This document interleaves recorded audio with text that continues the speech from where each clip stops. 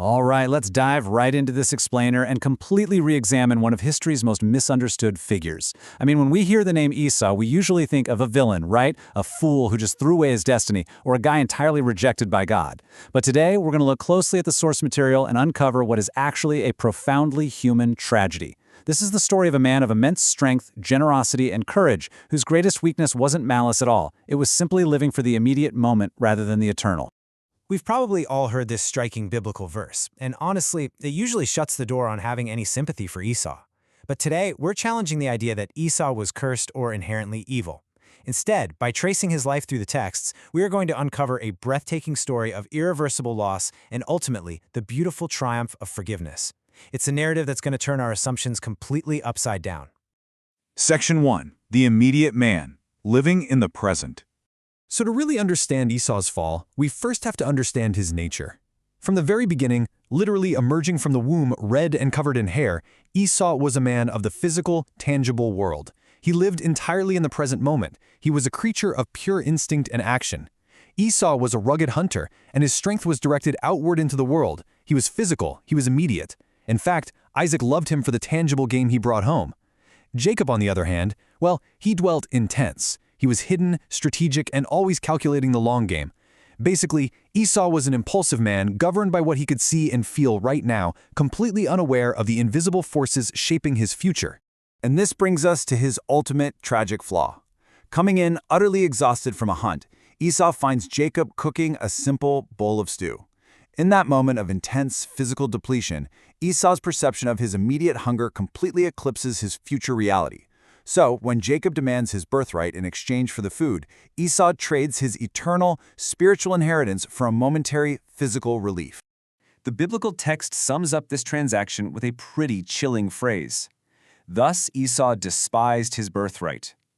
But the crucial takeaway here is this. Esau didn't maliciously reject his birthright out of some deep-seated hatred for God or his family. No, he merely neglected it through indifference. He failed to discern its true weight, essentially treating the invisible promises of the future as way less real than the very visible, very smellable bowl of stew sitting right in front of him. Section 2. The irreversible loss, the point of no return. Now, the true agony of Esau's short-sightedness doesn't hit him immediately. He just goes on with his life. It actually catches up with him years later in the confines of his aging father's tent, marking literally the most devastating moment of his entire life. Let's trace how this builds into an irreversible tragedy.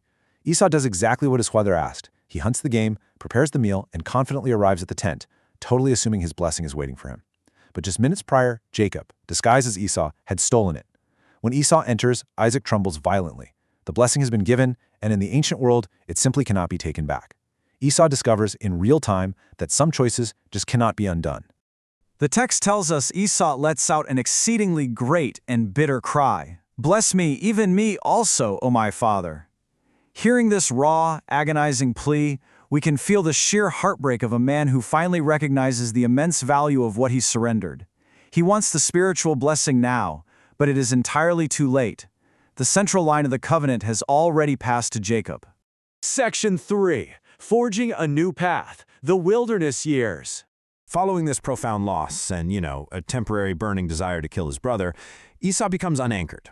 He's driven by internal struggle and starts making choices based on proximity rather than the covenantal future. First, he marries 2 Hittite women, which brings deep grief to his parents because it dilutes the Abrahamic lineage. Realizing this displeases them, he tries to course correct, right? He marries Ishmael's daughter in an attempt to reconnect with his roots and earn some acceptance.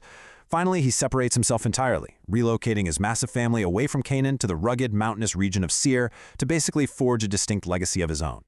But here's what's truly fascinating. The sheer scale of his success.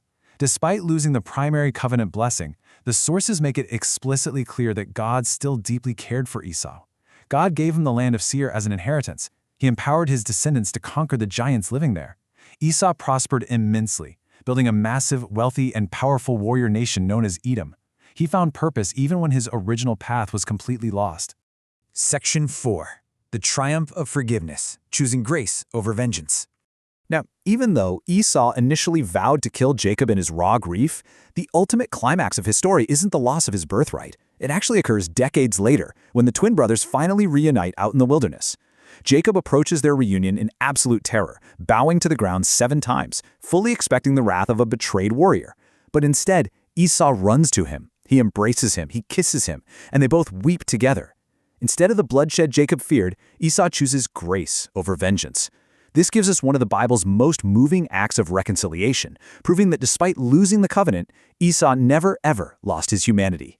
When Jacob actually tries to offer him massive herds of livestock as a peace offering, Esau replies with these absolutely incredible words, "I have enough, my brother, keep what is yours." This beautiful response from the mighty hunter demonstrates a profound maturity and generosity.